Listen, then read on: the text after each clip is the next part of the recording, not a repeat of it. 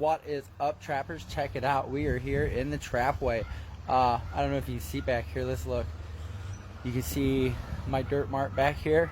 That's where I stopped power washing the trapway last night. I think we're going to finish this up. We're going to get these things moved out of here, and then we're going to start on this air ride.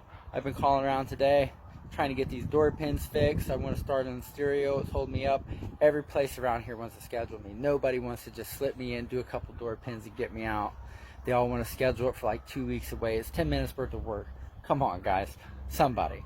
Anyway, I'm trying to figure that out, and I have to call to get my tent fixed. So that's what I'll be working on, but that'll wait for a minute because we'll probably schedule that.